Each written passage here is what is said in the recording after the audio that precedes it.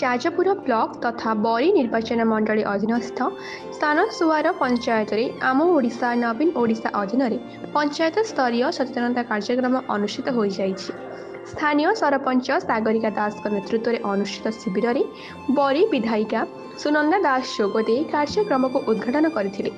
सम्मानित अतिथि भावी जाजपुर ब्लॉक अध्यक्षा सोनलता परिड़ा जोगदे राज्य सरकार पक्षर आरंभ होइथिबा योजना संपर्क में सूचना देथिले। एही अवसर में जिला बीजेडी उपसभापति गणेश महाकुड़, पूर्वतन ब्लॉक अध्यक्ष प्रदीप नायक प्रमुख जोगदे राज्य सरकार विभिन्न योजना संपर्क में अवगत करथिले। उक्त योजना सबू किभली साधारण लोकों काम आसुची से संपर्क में आलोचना करने सहित विभिन्न व्यक्ति विशेष को पंचायत पक्षर संबर्धित कर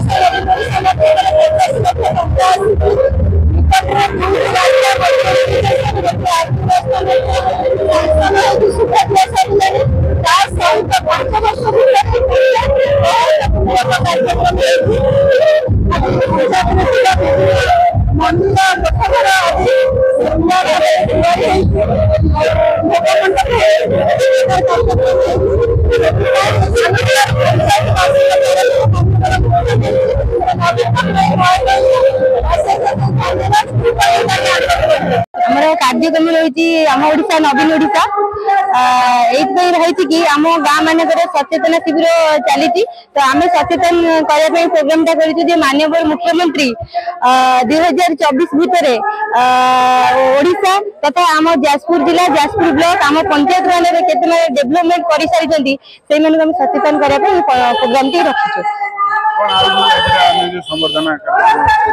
आम ये आम पंचायत जो माने कृषि जो माने कृषक जो माने माने प्रकृत में खटुंट से आखि आगे रखी आम से समर्थन कलु। आउ कि आम पंचायत अच्छा कीर्तन मंडली से समर्थन करूँ। आउ पाला गायक अच्छा कि समर्थित करूँ।